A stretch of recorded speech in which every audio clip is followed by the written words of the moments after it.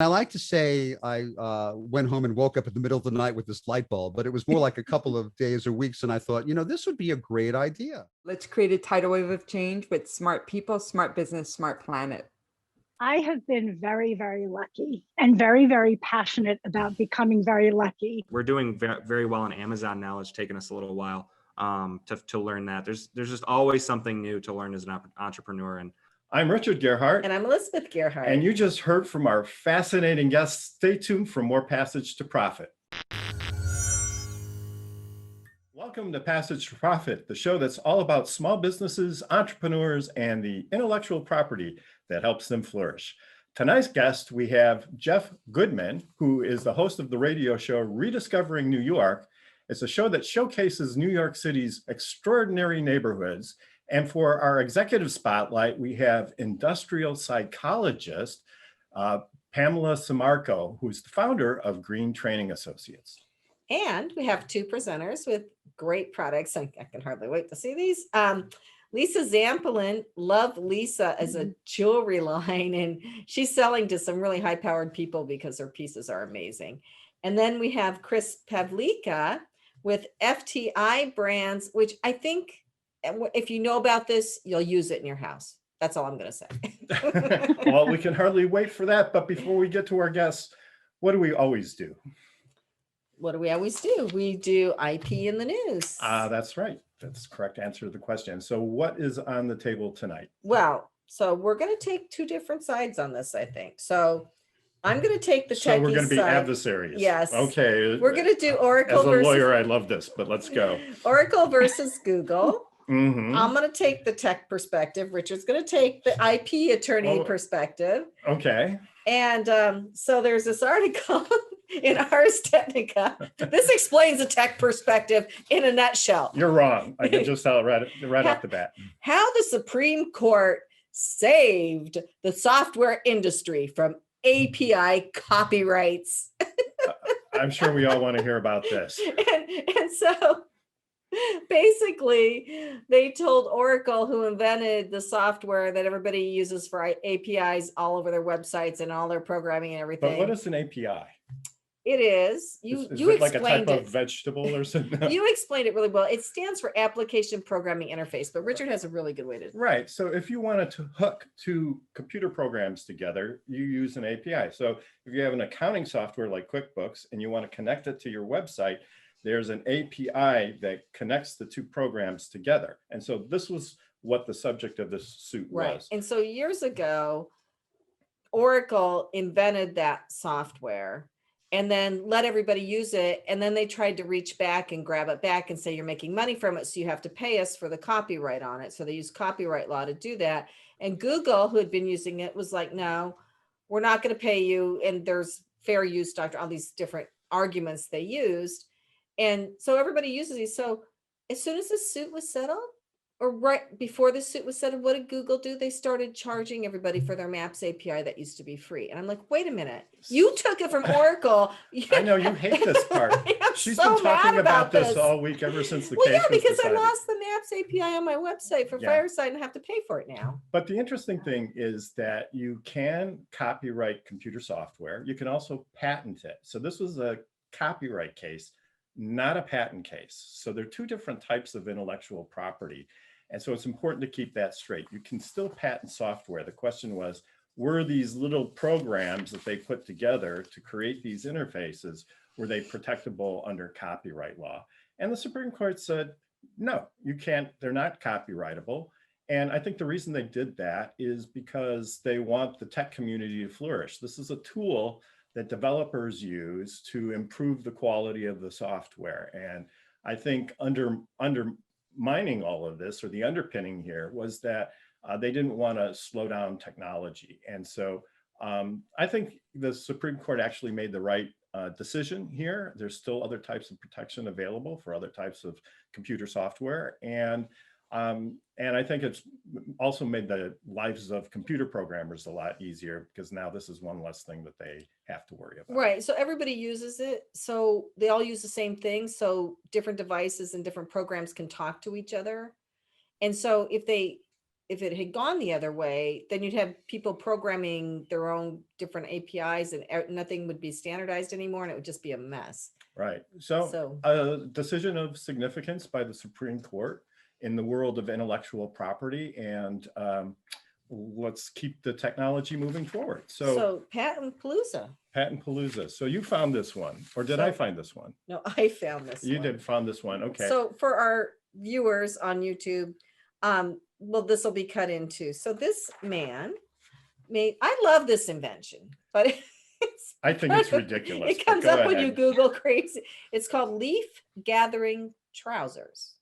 So what you do is you pull on these tubes over your pant legs, and in between the tubes is netting, and then you walk and gather leaves. I guess I just wouldn't want to use it because I'd be concerned my neighbors would think my pants are full or something like that, you know, waddling across my lawn, you know, with this kind of weird. I thought it was a fantastic idea. I would have loved to have these with our kids. Oh my gosh, I could just imagine. Yeah, our son would have just like done a barrel roll and knocked us over. So I don't know if he ever commercialized it, but too bad if he didn't. So right, so that's a wacky patent, and we haven't seen it on the market yet. It would be so much fun. Okay, well, we'll make you a pair for Mother's Day. How does that sound? So that said, it's time for Richard's Roundtable, and we get to ask our guests what they think about these stories, these important IP stories, or ask any other questions that they may have about intellectual property. So let's start with Jeff. Jeff. Well, something occurred to me, Richard, in your field. They may have a patent, but they need a brand name that should have a mark. How about Leaves Come to Me? That seems to be fun. But they should hurry up and apply for the mark before somebody else gets it. All right. Well, now it's out there in public, you know. That's a great comment. So, Pamela, what are your thoughts? So I actually was thinking about the Google Oracle situation, and I think, you know, Richard, I'd love to hear your advice around what that was like a collaborative effort, and what are the best practices to avoid the downstream effects of not discussing your collaboration and agreement up front. Because I run into that regularly. I've got 3 collaborations going right now, and I'm eager for some advice over, you know, everything looks happy and rosy up front, right? When you're starting the planning, everyone's excited. And then all of a sudden you get to the reality of the business engagements related to that collaboration, or if it doesn't work out, the ownership of it. So I'm eager to hear your thoughts. Well, sure. So that's one of the uses of attorneys, is to be the bad people and discuss what happens if things don't work out. And then you get it in the contract. And so it's clear. And so usually clarity is the best policy. And sometimes the parties, when they're getting a business together, they don't know all of the things that are going to happen in the future. And it's hard to anticipate places where there might be disagreements. And it's unpleasant to talk about downer things. Who wants to buzzkill their new business, right? But the lawyers can play a role in talking about, based on their experience, where they've seen things go wrong, and put some safeguards in for the clients. And then the lawyers can kind of duke it out, and it doesn't really hurt the client to client relationship. And so that's really my best advice, is to, you know, think about your project with as much clarity as you can, and define what you're going to do and who's going to do what. And then, you know, at the end of the day, get a good contract and good attorney to help you out to sort all those things out. Excellent. Thanks. That's really great. Yeah. So Kenya, what do you have to say? No, I really like that point that you just made about just having those conversations up front. And my question for Richard is like, how soon should you start having those collaboration conversations, and what level of transparency should you be at when you first initiate those types of collaborations? So my advice is always start with an NDA. So you want to make sure that there's an awareness on both sides that what you're talking about is to be kept confidential between the parties.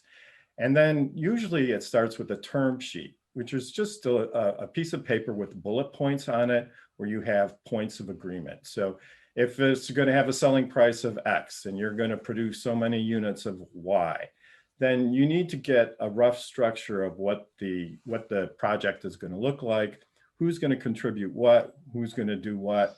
I'm going to be the software developer, you're going to be the marketer, and you want to get some clarity around the roles of each person or each company. And then once you have agreement on that, you can turn it over to the lawyers, and they'll usually have a template contract that they've used in the past, and they'll modify it for that particular collaboration.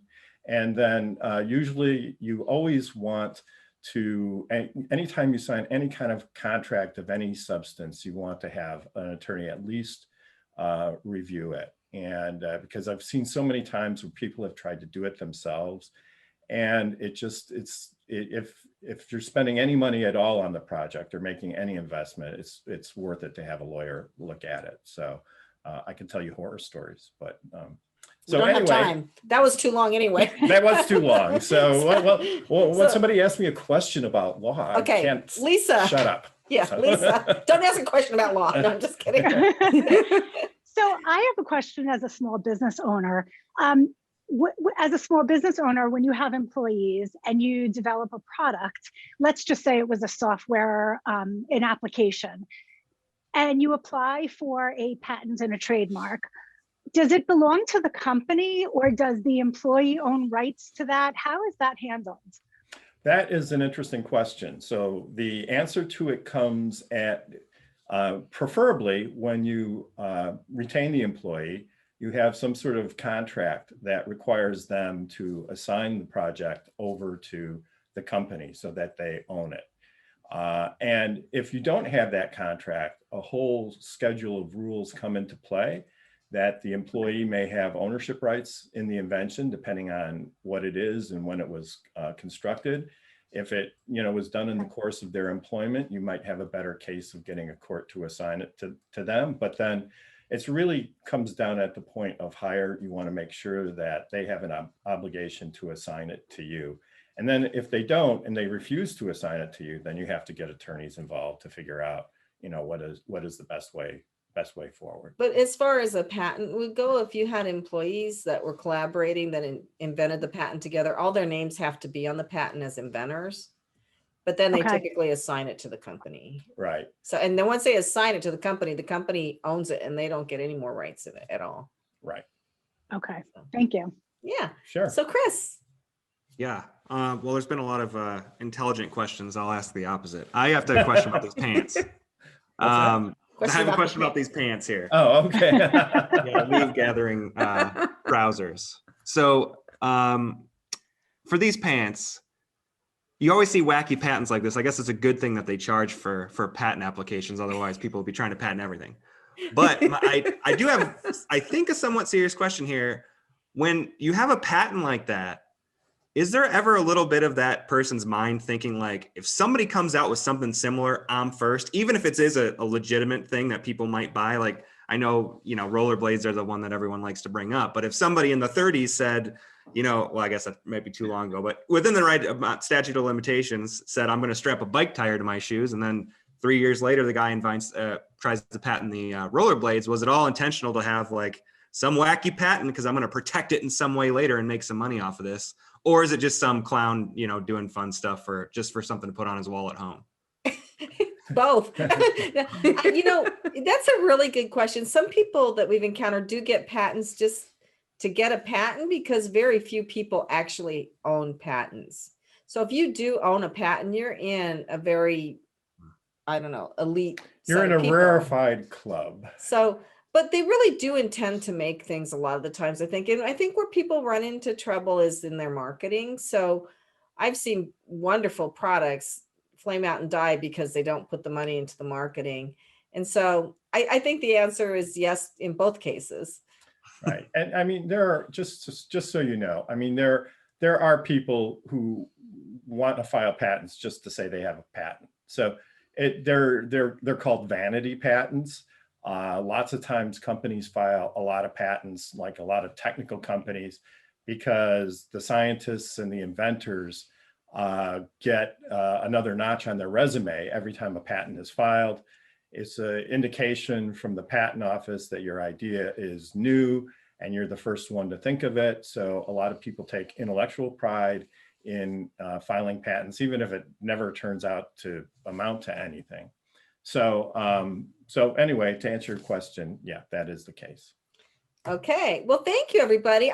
Those were great questions. And Chris, thanks for ending on a fun note. Well, if you've got something wacky, let us know. I once had a salesman say, "Can I patent this martini?" And I was like, "Sure." Why you know, not? and it cost you $5,000. Well, I'm not so sure about that. But I am so excited about our guest. I am too. So, Jeff Goodman, welcome to the show. Great to be here, Richard and Elizabeth. Thanks for having me. Yeah, and so tell us about what you've been up to. You're rediscovering New York, and that sounds like a fantastic idea, especially in the age of COVID. We're all just dying to know what has changed. So, so please tell us a little bit about your tours and your business and your radio show. Well, since we're talking about entrepreneurs, actually my tour program and my radio show is our event and content businesses that support my real estate business. About 9 or 10 years ago, I thought it would be a great idea. I don't know why anyone else didn't think about this before, but for a real estate agent to host a series of neighborhood walking tours and to connect people with the great things about New York neighborhoods. I have a background in advertising and marketing, and I met a tour guide and I came up with this idea to do it for a real estate agent. It's kind of like Mutual of Omaha's Wild Kingdom. I'm not a tour guide, and the insurance salespeople weren't naturalists. They hired Marlon and Jim to do that. I do the same on my tours. I have a tour guide. And I expanded it to a radio show, weekly radio show, about 2.5 years ago. Since COVID, we actually don't do the physical tours, but I do a series of virtual tours and online content, although I'm very much looking forward to the day when we can all congregate again. There's one other element to the walking tours, Richard, which is that, you know, in most tours, you just go and do the tour and then you leave. Being a networker and a connector, I came up with the idea to keep the party going. So after the tour ends, I find a local watering hole or bar. I have some commercial sponsors who pay for food. And most of the people who come on the tour end up coming to the bar or the restaurant. They get off their feet, they have a snack. But what they do is they end up socializing and they end up networking. And I, as the person who set it all up in the world of networking, I'm the one who's remembered as not just having provided this great content, but facilitating these relationships that people create or they enhance when they see people that they already know. So Jeff, I interviewed Jeff for my startup fireside I'll talk about later. And I was so impressed. I wanted him on the show as a guest. I just think this is so out of the box thinking. This is so creative. I don't know any other real estate agent that does anything like this. So I'm going to start a walking tour of Trademarks in New York City. I'm just kidding. You know, but I think that would be. Well, you better not. You better not use my brand right name. Here on the air, if that's okay with you. Sure. but Well, I'm not an intellectual property lawyer. I'm not a lawyer, but you know, you can't copyright an idea, but you can a mark. I have my own mark, but sure, it's a great idea. I'll make sure you get credit. Don't, you know, but here we're walking down Fifth Avenue pointing to all the trademarks. I'm sure that'll be a big seller in the tourism world. So are you sure about that? You want to do that? I'm just kidding. No, we know he's joking. Well, he doesn't do it himself, so I was hoping that you would there. do it. So when Jeff and I spoke, so Jeff invites people that he likes. I mean, it's open to everybody, but he invites you, he gets to know you. So it's not like you're walking on this tour and you don't know the person heading it, but he has another person actually doing the tour, but he's at the other end. So they kind of sandwich you, right, Jeff? Yeah, exactly. The Joyce Gold, my tour guide, the partner I work with, the attention is always on Joyce, which is good because number one, I get between 60 and 100 people on these tours. So we have speaking devices that go through Bluetooth. And I'm always positioning myself with the crowd so people can hear the speaker. But also because I have a tour guide, it gives me a chance, even though very perfunctorily on the tour, because everyone's paying attention to the tour guide, is to talk to people. Hey, good to see you. What did you think of that? This is cool. I didn't know that, you know, and to engage people with me as the person who set this up and brought everyone together. But the real opportunity to connect with people comes at the reception afterward, because then, you know, there's not someone on stage. It's just people having a drink, having a snack, and schmoozing. That sounds like so much fun. We are definitely doing it. I'm down for that. Yeah, as soon as you can get us back in. And you're doing it virtually now though, right? Yes. Two things. One, being a connector and networker, one of the things that I do on my at these receptions is if there are people whom I think that have some synergy with each other business wise, I make sure I introduce them, because then of course they get a benefit and I get a benefit. I am doing them virtually now, and one of the differences on my virtual events compared to other people, if you go on most virtual events right now, you notice that they're in the webinar format. You only see the presenters and you can't see who's participating.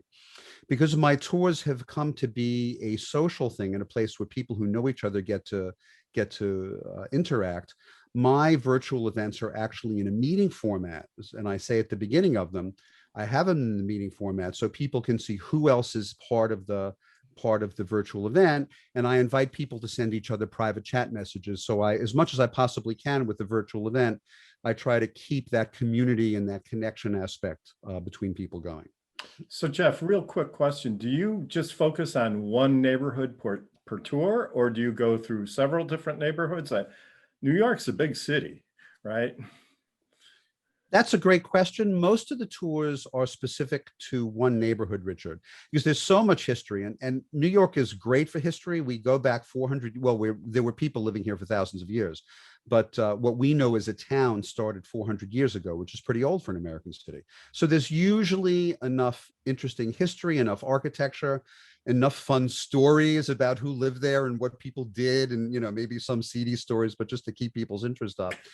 Once in a while, I will have a tour that encompasses a couple of neighborhoods, but that's because they're really connected. Like, for example, we'll do the Irish Five Points and also Little Italy. Or when we did the tour of Gowanus, we included part of Carroll Gardens because the development of those neighborhoods was so closely intertwined. It just made sense to put them together. Okay, Jeff, I want to give Kenya a chance to ask a question, but first I just gotta know. I know Richard wants to ask this too. Tell us a seedy story. How did you know I was going to ask you that? Oh, Tell us my a gosh. seedy story. Well, the seedy story, the best one is the crime of the century. I think it was 1907 or 8. Stanford White, the famous architect who built Madison Square Garden, the second iteration of it, catty corner across Madison Square Garden. He was having an affair with some other rich guy's wife or girlfriend, Emily Nesbitt. So on the outdoor restaurant at the top of the garden, I forgot his name, he pulls out a gun and he kills Stanford White in front of a huge room of people. Because he is politically connected, though, instead of being convicted of murder, his mother is able to pull strings and probably pay some bribes and have him sent to a hospital for the criminally insane instead of facing the music for having committed a crime. That sounds. I don't know that it gets much more seedy than adultery and murder and getting off the hook with some money behind you. No, it sounds like a lot like a Law and Order episode. So, you need to go to Kenya for a comment. I got to hear what Kenya has to say. Yeah, no, so what a wonderful platform that you've built. I'm just curious, because I've not gotten a chance to listen to your radio show, so I apologize for that. What does it sound like audibly? Because I can envision what it would be like to do the tour and do it virtually and in person, but you said you've transferred this into radio content. So I'm just curious, like what your show sounds like and how you're capturing those moments via audio. Kenya, that's a great question. The content and the general subject matter is the same, but since the medium is different, the format changes. On the walking tours, there's one tour guide who you can see. She's part of the crowd. She's almost like being on stage. On the radio show, when I cover neighborhoods, it's an interview show. I don't do most of the talking, even though I like to hear myself talk. I generally have two guests. The first guest is the historian who talks about the history of the neighborhood. And then in the second part, I have a business owner, an artist, someone who works with a nonprofit, who's part of the community, who can talk more recently about how the neighborhood has evolved, what they like about the neighborhood, how the neighborhood is special, maybe talk about some businesses that they wish were there. It's a general, the program is a general way to have people get the sense of a neighborhood, but also the current vibe of it. The walking tour is, in that sense, is a little bit more historical, even though you're on the street and you see who's there. But you don't get to talk to people who live there now. You just get the history. That sounds great. I mean, that just sounds like a and how can people find the radio program? That's a great question. I'm on every night, on every Tuesday night at 7 o'clock on talkradio.nyc. the Talking Alternative Network. And it's also podcasted on Amazon, Google, Spotify, Stitcher, and other services. The program is called Rediscovering New York, which, Richard, by the way, is a registered mark. I saw that. I saw the little R. I was going to hit you up for a trademark, but I decided against it. Actually, my intellectual property attorney suggested that I do the mark in 3 categories: for the radio show and podcast, for walking tours, as well as for bus tours, which I've done too. So it's in 3 separate areas. So anyone Sounds thinking like you about got taking some it from me, great got some- advice. yes. Do you ever do, I mean, is it really for mostly local New Yorkers, or do you, I mean, there's a big tourism industry, right? It would seem you could draw from a lot of different sources, or do you like to keep it smaller and private? That's another great question. The walking tours are by invitation only. It's people whom I know and people they know. I have a mailing list of 4,000 people. So anyone who's either connected to me or who's connected to someone who gets an invite is welcome to come. And that's mostly people who are New Yorkers, who are in New Yorkers. Once in a while, someone will bring a relative from the Philippines or a friend from Australia on the trip. The radio show and podcast, though, is different. I don't have a personal relationship with most of the listeners. I have thousands of listeners. And we can tell because on internet radio, you can monitor where people are listening because of their IP addresses. So there are a lot of New Yorkers, there are people from other parts of the country, and there are people from other parts of the world. And it's great to see people listening from Seoul, from Marrakesh, from all over the world.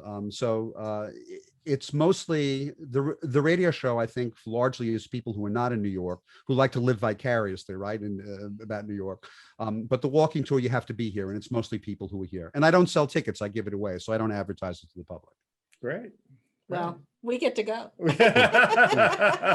But I will say that it is. I'm not in the tour guide business, and I'm not in the radio show business. What I do with it, is by having this other programming, I really provide value and show people that I am not only passionate about New York and its neighborhoods, but I have my finger on the pulse of what neighborhoods are like. And that's how I use that in my business to enhance my value to people who may be considering doing business with me. So Jeff, we are almost out of time. I have to ask you this question quickly. How did you come up with such a creative idea? Oh, Elizabeth, I was at a networking event, and it was musical chairs. And, where you move around and you get 2.5 minutes to tell the person sitting across from you what you do. And this woman sat across from me. Her name is Joyce Gold. And she told me that she not only does tours for the public, but does them for banks and for birthday parties. And I like to say I went home and woke up in the middle of the night with this light bulb, but it was more like a couple of days or weeks. And I thought, this would be a great idea for a real estate agent to bring neighborhoods to life through an event and to have FaceTime with people. And so that was what it engendered. I also have a marketing and advertising background. So as a real estate agent, it gives me my background. I spent 22 years in advertising and media. It gives me a little bit of an advantage at being able to come up with out of the box ideas.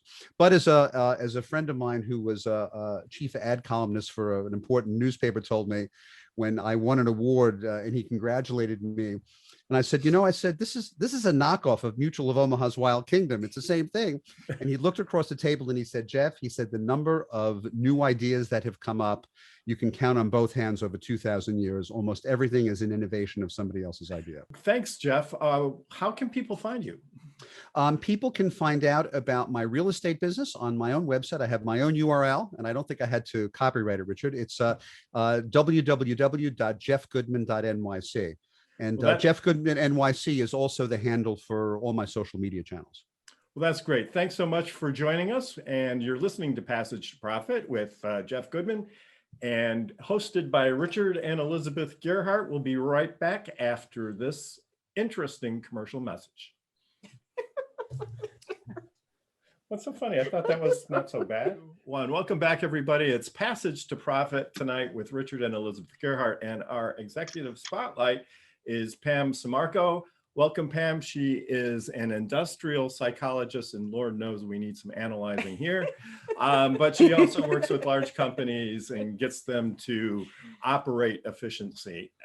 So welcome, Pam, and tell us what you're up to. Hey, thanks so much, Richard and Elizabeth. I'm delighted to be here today with everyone. And as an industrial organizational psychologist, I'm not the kind where you lay down on my couch and tell me about your childhood stories. So Richard, I'd love to refer you. Because I only deal with normative Well, when I first psychology. started radio in 19...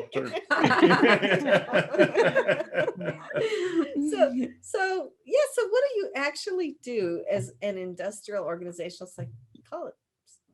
So I'm delighted to say I decided on my major when I was in college that I wanted to study psychology. And my dad said to me, you better go to the library and figure out what kind of job you're going to get with a degree in psychology, right?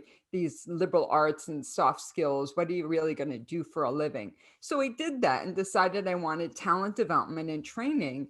And that world opened up to me where I decided my career path and I backed into it with my educational path. And so 35 years later, I use what I learned through my bachelor and master's degrees every day, because it's about personality, social psychology, cognitive processes, applying that with everything I know about predicting human behavior in the workplace, basically. So my company is 12 years old, but I'm in the profession 35 years.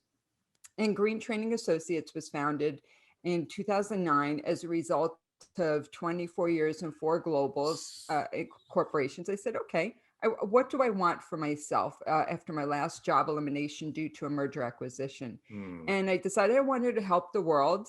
I wanted to use my capabilities in training and talent development. And I felt the marketplace needed Green Training Associates. So how do you predict behavior in the workplace? That is the question that we all want answered.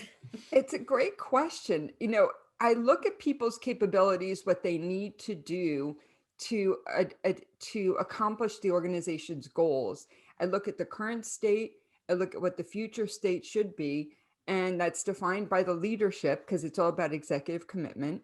And then I create a path using my proprietary methodology where I put together a solution of mentoring, leadership training, employee engagement, organizational effectiveness initiatives, and change initiatives. And I package it up and I deliver it. So it's customized, but it helps an organization close their gaps to achieve their organizational goals. And I love to work with mission-driven companies. So I say my company develops people's capabilities to solve the world's challenges and build sustainable organizations. So what can an entrepreneur do to use this? I mean, I had a recent experience where I was going to be on this team. We were putting together a team to do a project. And I had just read this book called Traction by Gino Wickman about the entrepreneurial organizing system. Right. And putting those things into play, I decided that I really was not in alignment with somebody else on the team who was kind of taking over. So I stepped away from the project. So I wouldn't have predicted that this person, I didn't know her that well, would have done the things that she did. So how can an entrepreneur use this? I mean, we all have to put together teams at some point. Yeah, exactly. So, I look at helping companies thrive with future readiness. So I would take a look at, what the executives are seeking from an organizational strategy standpoint. And then you assemble the team with the right capabilities and you build those capabilities if needed toward those goals. And I think what most importantly from an entrepreneurial standpoint is what I provide are professional consulting services. And entrepreneurs, it's tough to, how do you package that up and how do you position it to a new client or prospect that may understand what the value is of bringing in an expert to do what they need done, and working with the executives, getting everyone on board, getting the people that are being affected by the intervention or the consulting assignment. All of that has to do with understanding as an entrepreneur how to engage in those relationships, how to gain the sponsorship, the executive commitment, and then doing the hard work of the behavior change itself, do the right mix of activities for that client. So, so that, that's an interesting question, because I do agree that getting the entrepreneur's attention, they always feel like they've got so many spinning plates, and to come in and say, okay, well, we need an organizer to do that could be a hard sell. But I think if you could show the benefits of that and, draw on experience, entrepreneurs may not be your specific market, but there are consultants out there who could draw on, their particular experience and their successes. I think that's what would, get their attention, right? So I think, Richard, you've hit on the point, which is understanding your target persona or your target company. And I'm very clear that I work with progressive, innovative companies that have a purpose-driven mission and that have maybe mid to large size in terms of their revenue and their employee base. And I think being specific, sustainability, environmental science, life science, technology industries are the industries, the verticals, and the type of company that I work with that I know I can come into that organization and work with them to solve their problems, accelerate business growth, drive inclusive cultures. Sustainability is huge, obviously, helping a company thrive with their sustainability initiatives. Great. So I Great. think So we need to we need to let Jeff ask a question here. So Yeah, I'm this may be a two-part question, Pam, and I've never encountered this because I've always had entrepreneurial type of jobs, and can't remember the last time I applied for a corporate job, but I have friends who tell me that, when they've applied for jobs and they're going through an interview process, sometimes they get this online or they get this test, which is obviously a psychological test. I wanted to ask you about the pros and cons of that. Obviously, there are companies who feel that if someone checks wrong boxes, they're not going to fit into a culture, or there may be issues down the road. But in doing that, might not they also be losing out on some potential real creativity on some people who just through an interview process would come out through a series of one-on-one interviews with who their managers and who their collaborators would be? You're spot on. And I think that's the keen nature of HR, to select people that will be a good culture fit, that are going to be attracted and retained by that company. So if you're not a good cultural fit, it's actually better to not be in that position where you wouldn't fit into what that company's needs are. and I agree with that. So we have time for one last question from Kenya. So Kenya, can you weigh in? Yeah, I just was curious. Can you give some examples of some companies or some organizations that you've worked with? Of course. So I have several examples. I guess, there's a big recycling company that I did diversity, equity, and inclusivity to help their culture and understand cultural intelligence. I've done a 5-year retained agreement with a regional company on middle manager leadership training, a mentoring partnership program, power skills for their technology professionals, which help them, the interpersonal capabilities of their technology associates to lift up their expertise. I've got a current client that several clients that I'm working with right now. Food waste mandate and the food value ecosystem is essential, and I'm providing a program that's going to support clients with adhering to that mandate. That's a New Jersey-based requirement. So there's change management for executives for an environmental company. So it's the people and talent strategy embedded into the right companies that have sustainability initiatives. That's Yes. really great. So unfortunately, we're running out of time, but Pam, where can people find you and contact you to get more information about your services? Of course, I'm delighted to be reached at my website, greentrainingassociates.com. I have a YouTube brand channel, Green Training Associates. I have a Twitter at Pam Green Train, and I'm also on LinkedIn, Pam Sammarco. Well, thank you so much for Excellent. joining us this evening, and we look forward to hearing more from you about your progress, and I think what you're doing is great. So thanks so much for being with us. You're listening to Passage to Profit with Richard and Elizabeth Gerhardt. Our special guest this evening, Jeff Goodman, and we'll be right back after this. Welcome back, everybody. It's Passage to Profit with Richard and Elizabeth Gerhardt, and our next guest is not really a guest at all. She's a big part of our program. So she really is the whole passion behind the Passage to Profit idea, Kenya Gibson from iHeartRadio. So Kenya, tell us about your power move today. Well, thank you for having me today. And today on Power Move, we're going to be talking about 3 power move tips that you can implement to build your brand from celebrity tattoo artist and entrepreneur Joaquin Ganga. So Joaquin started out as a graffiti artist, and he ended up becoming this very well-known celebrity tattoo artist. He's done tattoos on LeBron James, Post Malone, Chris Brown. And, you know, instead of coming up with a business name, he decided to use his own name to build his brand. And I just wanted to share 3 power moves that every entrepreneur can implement to build their brand. So you can draw from your expertise, you can be driven by passion, and you can stay dedicated and consistent. And these are all the things that he teaches and how to build up your personal brand. So he's our power move for today. That's great. You know, what I really love about having you on the show is that you bring such a different dimension, because too often people think of entrepreneurism as being limited to products or tech or life science, but celebrity is also entrepreneurism. And it's really, you know, getting your voice, your brand out there in a way that other people can recognize you. So I think the definition of entrepreneurism is expanding.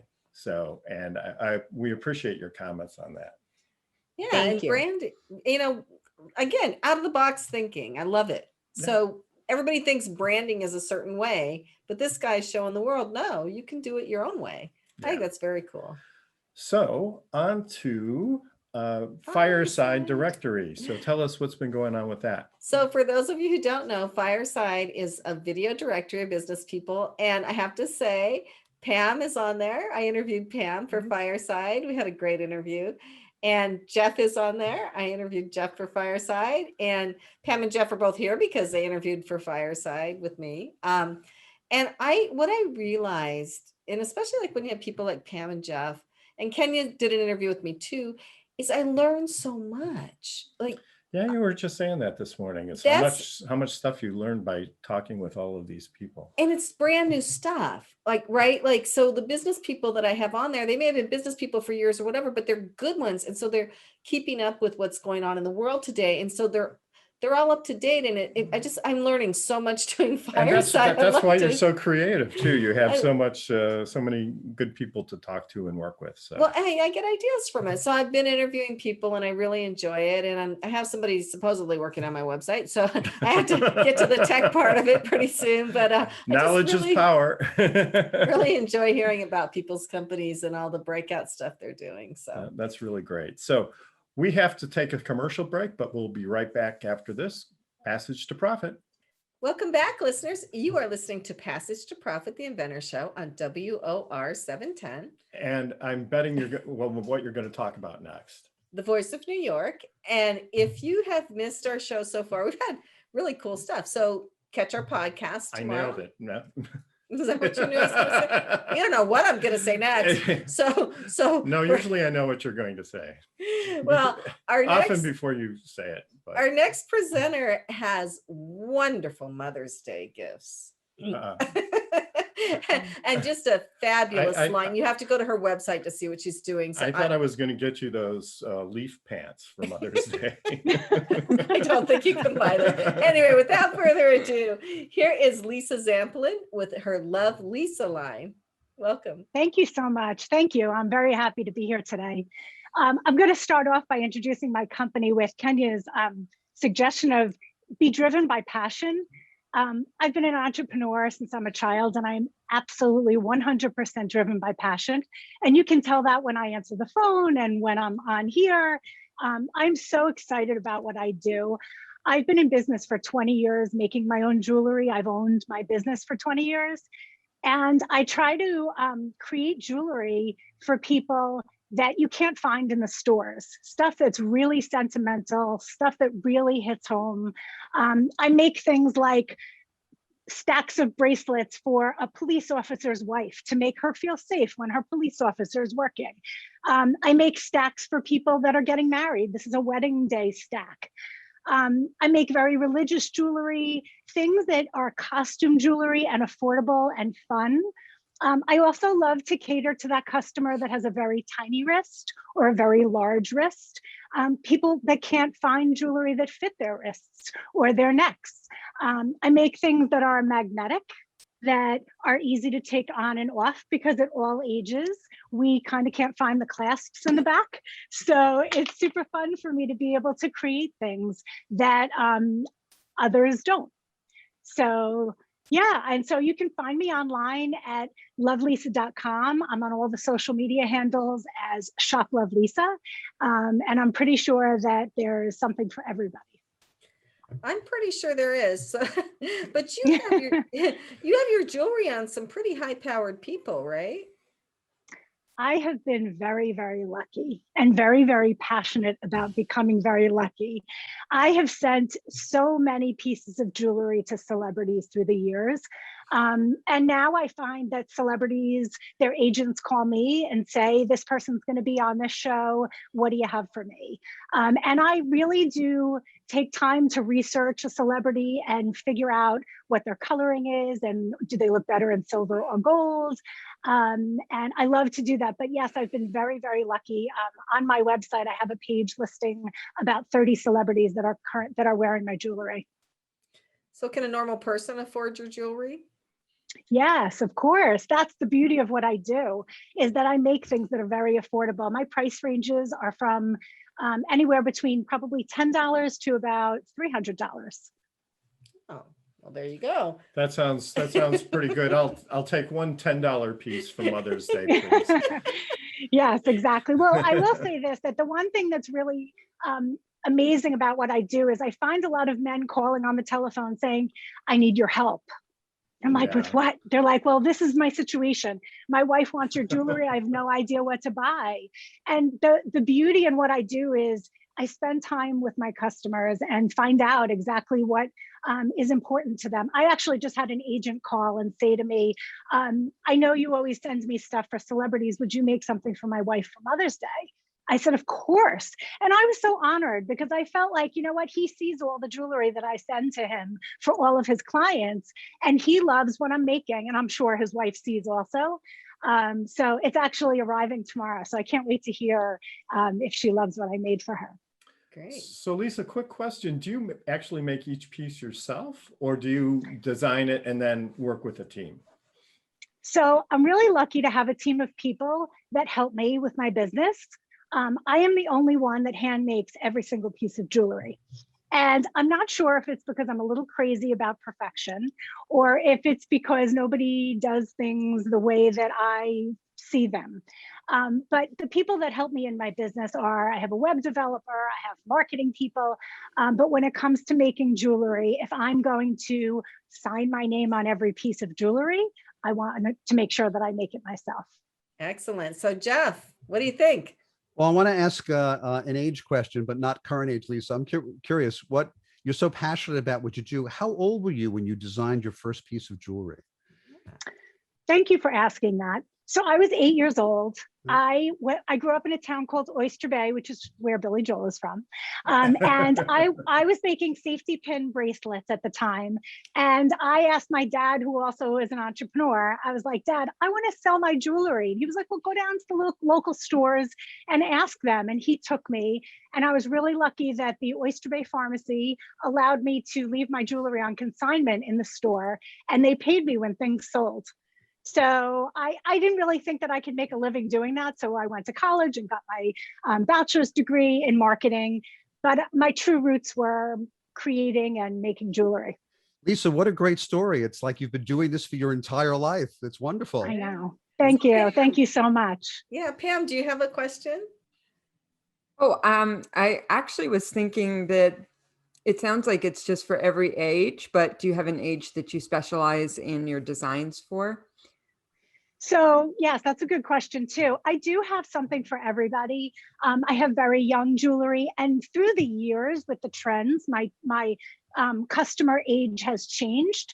I try to focus on age 30 to 60, which I find is the customer that really loves costume jewelry, because when you're younger, you want real diamonds, you want, what you saw your mom wearing or the celebrities wearing. But as you get a little bit older, I think you get an appreciation for getting a bang for your buck and really not spending a lot of money and having something that is edgy and trendy and cool. And that's what I make. And if you're going on vacation somewhere, I don't think you take your expensive jewelry with you. I think that No. Yeah, No, you don't. You take your fun little ankle bracelets exactly. and things that are going to be, that you don't have to worry about, locking in a safe or losing. Right. So Kenya, what do you think? Yeah, Lisa, I love what you're doing. I just had a question about the creative process. So have you ever considered, because a lot of celebrities are wearing your jewelry, of doing any celebrity creation collaborations? Yes.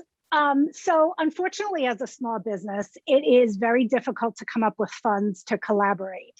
And so I have never, in my 20 years of doing this, I have never done a paid collaboration with somebody, which I think today that's a very common thing. I think these big brands do a lot of paid sponsorships, a lot of paid collaborations. I can't afford to do that. So I feel like it's better for me financially to just create something and give it to them. And with the passion that I put into something, I feel like they're going to love it. And then they'll wear it. Obviously, I send things, no strings attached, no commitment.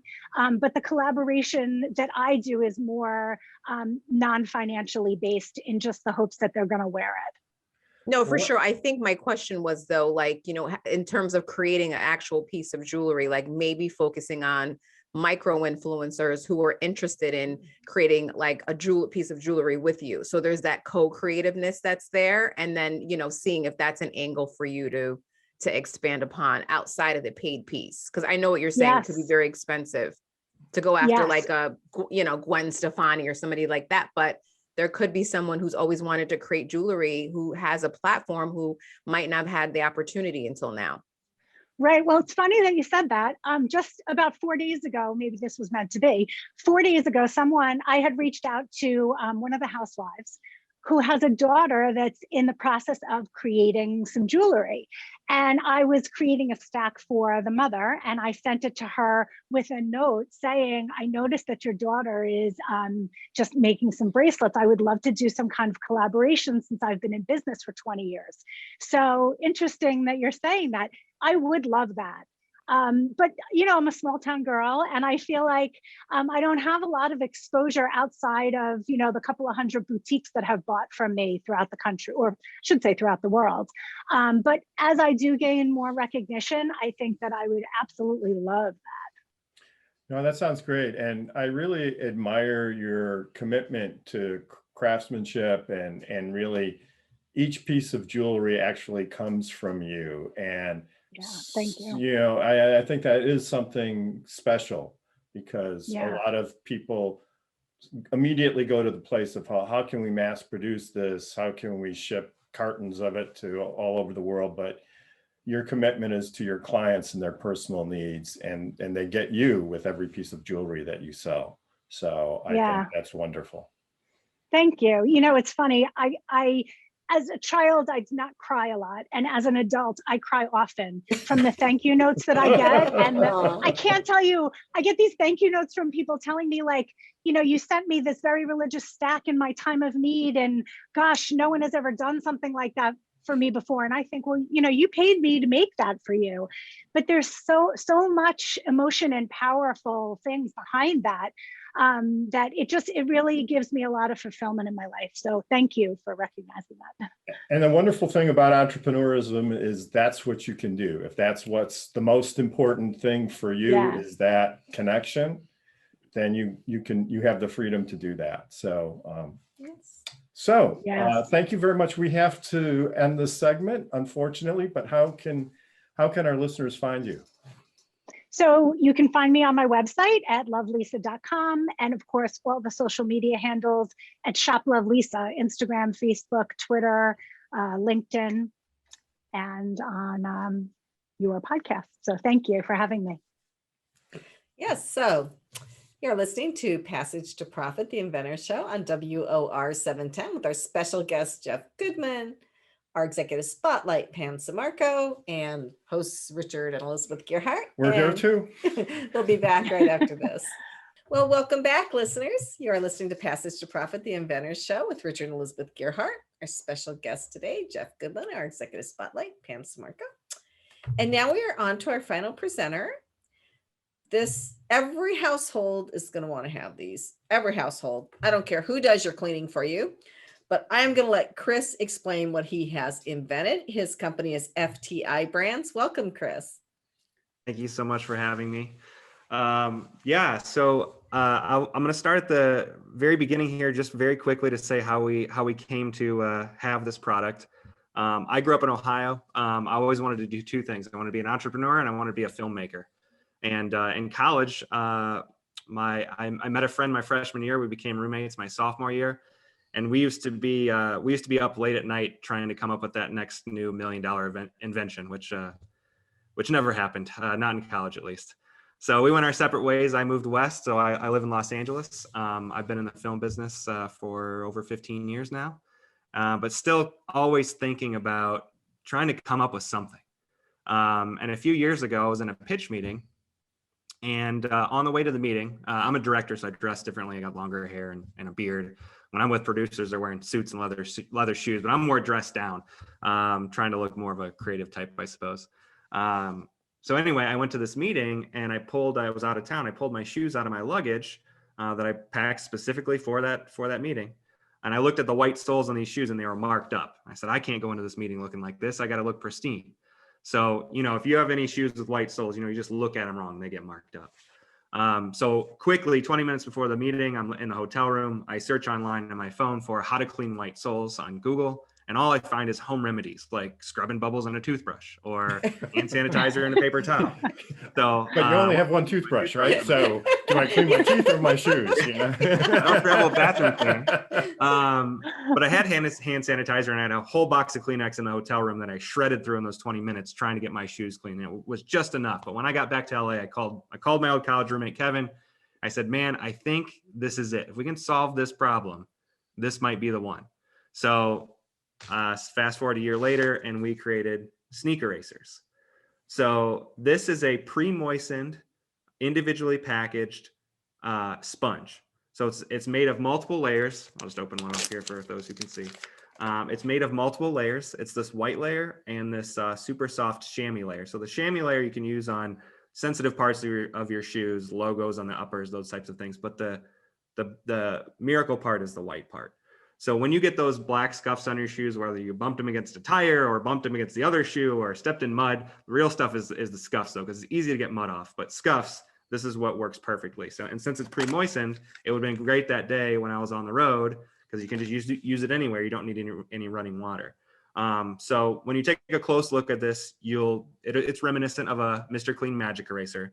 And it has similar properties, but it's much denser, so it lasts longer because, Magic Eraser is meant for bathtubs, kitchen sinks, counters, things that are very smooth, but shoes are almost never very smooth. So we had to create something new. And with our special pre-moistened formula, this combination just works perfectly on shoes. So Chris, I got to ask you a quick question. Does it only work on white ones or can you use it on colors or will that remove the color? Yeah, no, you can use it on anything. Yeah, as long as it's like a synthetic sole, like there's a lot of shoes from Adidas now that have, red soles, blue soles. It works perfectly on those too. Leather soles too? Typically you wouldn't be getting scuffs on leather soles, but if you do have dirt or that kind of thing, it'll work perfectly on that as well. So Jeff, did you have a question? Yeah, what a great idea. Did you have to, is it patented and did you also get your name trademarked? Did you have to go through several processes? I love it when guests ask that question. I feel like I've made progress, Well, you have enlightened us, Richard and Elizabeth. So, I wanted to keep in the realm of intellectual property here. Yeah, we are trademarked across everything we have. And we have multiple patents that are still in process right now. Great. And the big one that we're, according to the patent office, that we're very close on is being able to have a pre-moistened individual sponge in a pouch. That's the big one that we're after that can really help protect everything we're doing. That sounds great. So you have other products besides just the sneaker one, right? We do. When we started getting more popular, we got picked up by Walmart. So we're chain wide at Walmart. A bunch of different grocery stores have us, Giant Eagle, Kroger, Meijer. When we started doing that, what's funny is Kevin and I were on the golf course, and my nephew actually said, "Hey, next time you're on the golf course, make sure you use sneaker racers on your clubs in between shots, because your shots, your clubs are always getting dirty and you lose spin on the ball." So I use it on my clubs. I'm like, what are we thinking? We need to make one for golf. So we came up with golf erasers. So golf erasers is again, has similar properties, but it's designed completely differently so that you can use it on the golf course. And at first, when we created this, I thought, I just want to make sure this isn't a gimmick. This thing has to be better than anything else out there. And it really is. It's, instead of getting your golf towel all dirty or using one of those bristle brushes that you cut up your hands when you're using those things, I swear. That's why we created this. And to, you guys will like this. Sorry about the plastic sound here. Inside the box of golf erasers, we had to figure out how to make sure that this was easily accessible for golfers. You didn't want to keep it in your pocket. You don't really want to put it on your cart. You need to have it available just like your towel is. So we created what we call a bag tag tether. So you connect this to your bag, just like on a golfer would have a bag tag, but it's got this extension on the bottom, and our sponges have holes in them. So you actually can preload this tether with all 6 sponges that come with your purchase. And now you have this connected to your bag right next to your towel. It's made of silicone, it stretches, it could be in any position you want. You clean your club and you let it drop right back down to your towel. Soap on a rope. This is actually turning into our bestseller, probably. Well, yeah, well, if you're listening on the radio, you have to go to our YouTube channel to see this, right? Yeah. And because Great idea, though. It's a great idea. Yeah. And and thank you for making the world a cleaner place. We really do. Yes, thank you. So Pam, do you have a question? So I'm curious where these are available. When we started, it's actually part of our, which I think would be interesting for your audience, is that when we started, it seemed pretty obvious to us that sneakerheads and sneaker culture were the main target. And we spent over a year just on that market, and we had almost no success. There's something about the loyalty that sneakerheads have for existing brands. And also just it's very niche. And that's kind of one of the things we were taught early on, is that you want to go narrow and deep on your market and just focus on that category. And oddly for us, I think we're one of the outliers here because it just did not work for us. And one day near the end of 2018, our phones are connected to Amazon and Amazon and Shopify.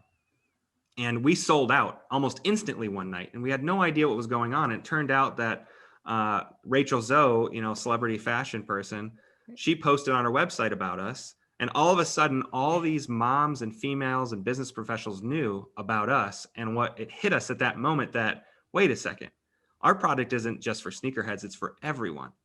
And we totally changed our approach. We went to a trade show, and every retail buyer we talked to said yes. It was very strange. Now, they didn't buy immediately, but no one told us no. So we're, again, chain wide at Walmart. We're at a bunch of regional grocery stores like Giant Eagle, Meijer, CVS has us. So, and we're in talks with plenty more retailers right now. And it just keeps picking up. And one more product, because of our mass appeal, we created a new one called Auto Erasers that works very well in your car. So again, multiple layers. One side is for sensitive materials. The other side is for things like, your windshield. So the main thing about this product is, when you pull out of the car wash and you're about a quarter mile away from it and you're sparkling clean car and a bird poops on your windshield.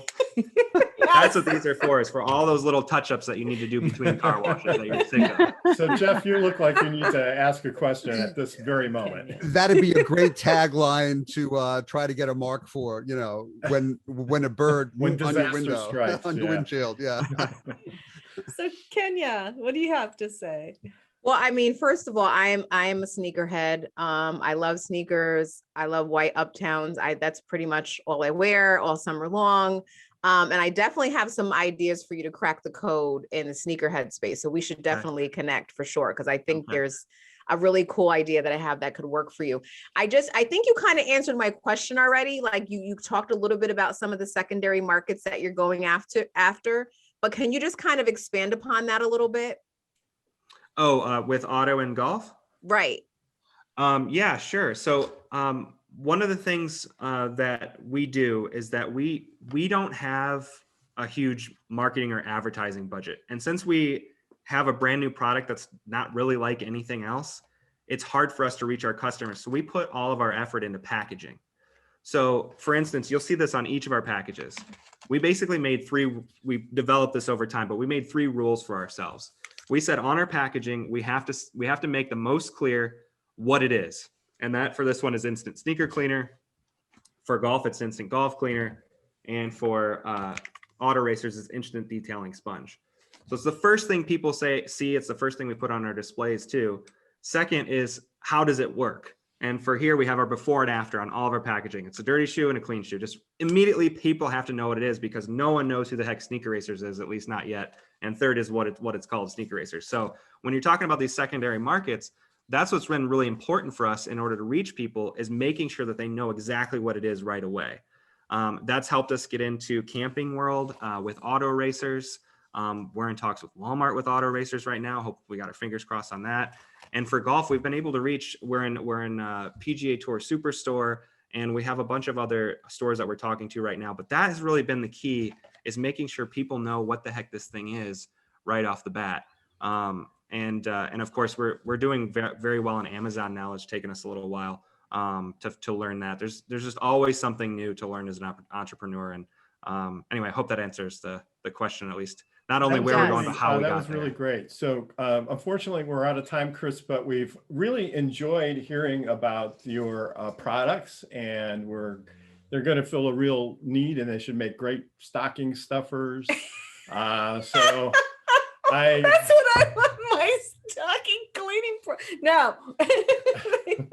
Well, take that back. You can put them in mine. I don't care. I like, Okay, we'll put them in yours. No, I think I want a whole stocking full of them. I asked and Chris, some leaf pants. I asked too. Chris before we start if he was training his 2-year-old to use these yet, because that's where I'm going with it.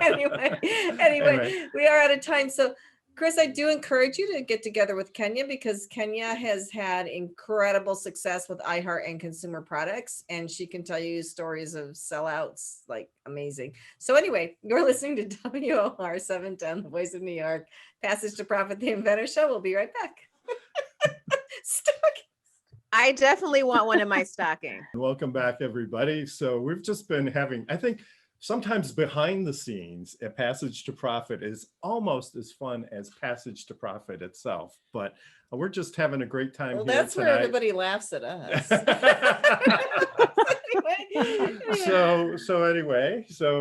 So before we go, though, we'd like to ask our guest this evening, our executive spotlight and our media maven, if they have comments about our program. Some parting thoughts for our audience. I think the program is great. You highlight different aspects of entrepreneurs, educational background and commitment, interesting ideas, lifetime passions, and people coming up with ideas and real life situations and thinking this could be a really big business, and coming up with an invention, patenting it, and then coming up with ways to market it and get the word out. I think it's great. I love the full range of your show. It's great. Well, thank you so much. Pam? I think this is a delightful program. It's engaging. It's the human side of business. As we all know, the opportunity to share stories, to share some laughs, to talk about what we love to do, and to be innovative and creative, and what the opportunities are for those out there that are listening to say, maybe this is a step for you to take, and what does it take to be successful, and how can we help? So it's really quite fun. Well, thank you so much. That's so nice to say. Kenya? Yeah, and I was just thinking about the show and the whole theme of the show. It's like, it's been this entrepreneurial tour, right? You know, going back to Jeff's theme of what he does on the New York neighborhood side, you know, this is what Passage to Profit does. It gives a glimpse and highlights stories of products and individuals. So essentially, this is what we're doing, right? It is. Yes. Yeah. Excellent insight. Excellent. Yeah. And it was So- your idea to begin with, right? So- It was our idea. Our idea. Kenya came up with the concept. So I want to go through everybody's websites quickly. in case you missed it the first time, and the podcast comes out tomorrow and it's on our YouTube channel. So I always say this every show, but I mean it. We get the best looking people on this show. So go Right. look at our YouTube channel. Go check out our YouTube channel So- for some hot looking people. Just shows you entrepreneurs. So we had Jeff Goodman, and the best way to find him is www.jeffgoodman, spelled exactly like it sounds, .nyc. And he's on social media. He has his own radio show. He has his tours. But if you go there, that's the place to start. Yeah, why wander around New York yourself?